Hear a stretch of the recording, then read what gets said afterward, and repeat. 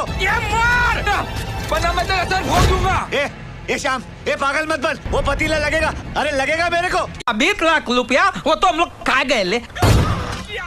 जाता कहाँ है साले?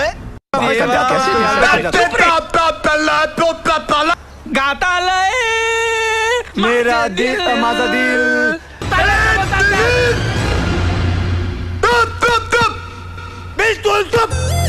क्या मायला, इसका सेट तो इससे भी बड़ा तोतला है रे। नहीं तो मैं तोप से उड़ा दूंगा। माल लाया? तू रोकड़ा लाया? ये क्या बैग भर के लाया हूँ। तो मैं क्या खाली बैग नहीं लाया? तो देने। तू दे। पहले तू दे।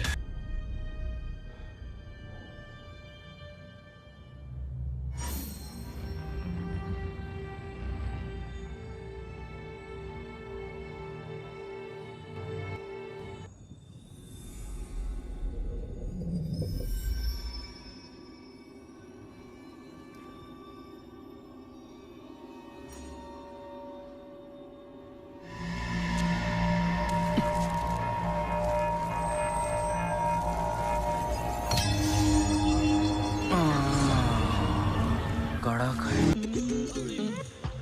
150 रुपया देगा। एक का 150 यानी कि 2 का 300 ना। साले मिठाई की दुकान पे लेके जाऊंगा 200 में बिक जाएगा। दिवाली तेता पैसा था यार तुम लोगों ने। दाम से माल डालूंगा ले। अब तीनों के पैसे डबल हो जाएंगे। 25 दिन में पैसा डबल। नकली नोट छापने का धंधा है क्या? आ गई माल आ गया। ए बाबू, बाबू भैया से डायरेक्ट बाबू, तेरा तो गेम बजाना पड़ेगा।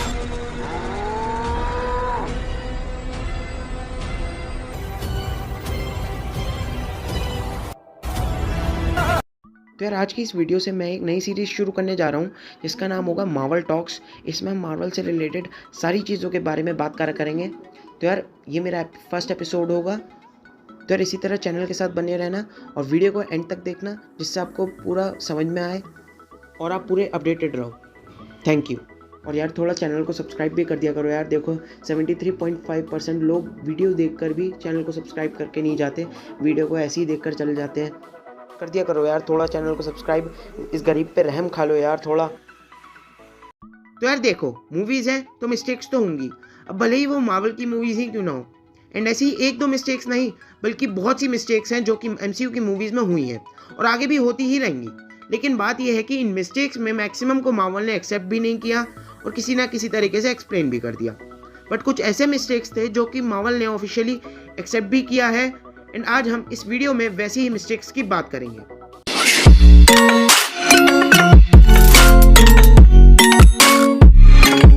तो सबसे पहली जो मिस्टेक है वो है स्टैन ली का कैमियो। भाई मैं सारे स्टैन ली के कैमियो की बात नहीं कर रहा बल्कि guardians of the Galaxy volume 2 की बात कर रहा हूँ। अब देखो मार्वल की पहचान थी कि हर मूवी में स्टैन ली का कैमियो होता ही होता था और वैसे ही Guardians of the Galaxy volume 2 में भी हुआ था जहाँ स्टैन ली वॉचेस के साथ थे और उनको एक स्टोरी बता रहे थे कि कैसे वो फेडेक्स की डिलीवरी करने टोनी स्टैर्क के पास पहुँचे सिविल वॉर मूवी में। क्या आप ही हैं टोनी शार्क? हाँ यही है टोनी शार्क। बिल्कुल सही पहचाना, शुक्रिया नामकरण के लिए। ऑब्वियसली वो अपने खुद के ही कैमियो के बारे में बता रहे थे। यार गलती कहाँ हुई? यार गलती थी टाइमलाइन की। भले ही सिविल वॉर वॉल्यूम 2 से पहले आई हो बट स्टोरी के टाइमलाइन के अकॉर्डिंग MCU में सिविल वॉर वॉल्यूम 2 के स्टोरी के लगभग 2 साल बाद होती है।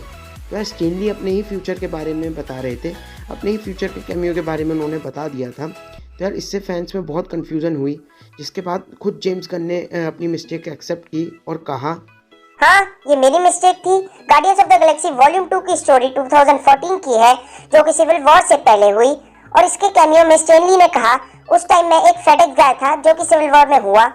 हाँ मैंने ये गलती कर दी, मैं सोच नहीं रहा था, लेकिन फिर भी मैं ये एक्सप्लेन करना चाहूँ तो मैं ऐसा कह सकता हूँ कि स्टैन ली 1 से ज़्यादा बार फेडेक्स एम्प्लॉय रह चुके हैं। तो चलो यार कोई नहीं, उन्होंने अपनी गलती तो मान ली और उन्होंने अपने फैंस का डाउट भी क्लियर कर दिया। तो यार नेक्स्ट मिस्टेक एक ईस्टर एग से है। तो 2000 की फर्स्ट थॉर मूवी में हमने एक ओडिन के वॉल्ट में इन्फिनिटी गॉटलैंड देखा था। तो यार ऑब्वियसली उस समय इस पे किसी ने ध्यान नहीं दिया होगा क्योंकि मार्वल ने तब तक इन्फिनिटी स्टोन्स की स्टोरी लाइन पे भी काम करना स्टार्ट नहीं किया था और इन्फिनिटी गॉटलैंड ही क्या इन्फिनिटी स्टोन्स भी उस वक्त एक्सिस्टेंस पे नहीं थे और उस समय बस एक इसे ईस्टर एग की तरह डाल दिया गया था। फिर उसके बाद जब एवेंजर्स एज ऑफ अल्ट्रॉन में थैनोस को ये गॉन्टलेट पहनते हुए दिखाया गया तो सारे फैंस उस वक्त कंफ्यूज हो गए और क्वेश्चंस पूछने लगे कि अगर गॉन्टलेट ओडिन के वॉल्ट में है तो यहाँ कैसे आ गया। ऑब्वियसली ये एक मेजर मिस्टेक था, पर मार्वल ने इसे एक्सपेक्ट ना करते हुए फ्यूचर में बहुत ही लॉजिकली एक्सप्लेन भी कर दिया। थॉर रैग्नारॉक में जब हेला ओडिन वॉल्ट से गुजरती है तो फिर से वहाँ इन्फिनिटी गॉन्टलेट दिखाया गया और हेला ने इसे फेक कहकर गिरा दिया। ऑब्वियसली अपनी गलती को एक्सप्लेन करके भी यहाँ पे कंटिन्यूटी मिस्टेक अभी भी एग्जिस्ट करती थी। यार बेटर रहता कि जेम्स गन की तरह वो भी अपनी गलती मान ही लेते तो अच्छा रहता। यार जब थॉर की बात कर ही रहे हैं तो वापस थॉर की फर्स्ट मूवी पे ही आ जाते हैं और बात करते हैं थॉर के आईब्रोज की। यार देखो, अब ये कोई टाइमलाइन मिस्टेक नहीं है या फिर कोई स्टोरी लाइन मिस्टेक जैसा कुछ नहीं है, बल्कि एक क्रिएटिव मिस्टेक है। 2018 के एक इंटरव्यू में केविन फाइगी से पूछा गया कि भले ही MCU आज कितना भी सक्सेसफुल हो, लेकिन क्या कोई ऐसी गलती है जो वो आज भी रिग्रेट करते हैं, जिसके जवाब में उन्होंने कहा, MCU में जितने भी क्रिएटिव डिसीजन पिछले 10 साल में मैंने लिए हैं उससे मैं बहुत खुश हूँ, सिर्फ एक चीज़ को छोड़कर, क्रिस हेम्सवर्थ की आईब्रोज को डाई करना। मैंने इसे इसलिए किया था क्योंकि गॉड ऑफ थंडर ब्लॉन्ड है और इसलिए उसका आईब्रो भी ब्लॉन्ड होना चाहिए। तो हाँ यार, ये कोई बड़ी मिस्टेक नहीं थी, लेकिन केविन फाइगी को अपना खुद का ये डिसीजन पसंद नहीं आया और उन्होंने एडमिट भी किया। फिर बाद में ऑब्वियसली जैसे जैसे थॉर के कैरेक्टर का डेवलपमेंट हुआ उसके लुक में बहुत ज़्यादा चेंजेस हुए। टू बी ऑनेस्ट, MCU में एक थॉर ही है जिसका लुक सबसे ज़्यादा चेंज किया गया था, मतलब उसके साथ खुल के एक्सपेरिमेंट किया गया है। तो यार नेक्स्ट फिर से वापस आते हैं जेम्स गन पे। तो यार इन्होंने अभी तक MCU में 2 मूवीज़ बनाई हैं और दोनों में ही मिस्टेक कर दी। चलो यार, इनके लिए हम इन्हें माफ़ भी कर देते हैं।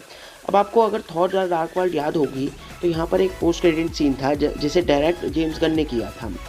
इस सीन में एसगार्डियंस कलेक्टर को रियलिटी स्टोन देने आते हैं ताकि वो उसे सेफ रख सके, और इसी सीन में एडम वारलॉक का ककून भी विजिबल था। इसके बाद से फैंस एडम वारलॉक का ही वेट करने लगे, लेकिन बाद में वॉल्यूम 2 में हमें एडम वारलॉक का एक अलग ही ककून दिखाया गया, जिसके बाद पिछले सीन का कोई लॉजिक नहीं रहा। इस सीन के बाद जेम्स गन से इस बारे में पूछा तो उन्होंने खुद ही एक्सेप्ट किया और बोला, हाँ, मैंने पिछले सीन में ये गलती कर दी। मैंने कलेक्टर के कलेक्शन में कुछ ऐसा डाल दिया जो कि कॉमिक्स के एडम वारलॉक से काफ़ी ज़्यादा सिमिलर था उस टाइम, मगर ये मेरे लिए सिर्फ एक फन स्टफ था और मुझे नहीं लग रहा था कि इस छोटे से ईस्टर एग को फैंस इतना सीरियसली ले लेंगे। और हाँ, ये मिस्टेक बहुत से फैंस ने नोटिस किया। भले ही जेम्स गन को ये एडम वारलॉक का ईस्टर एग छोटा लगा हो, पर कॉमिक्स फैंस जानते हैं कि ये कोई छोटी बात नहीं थी।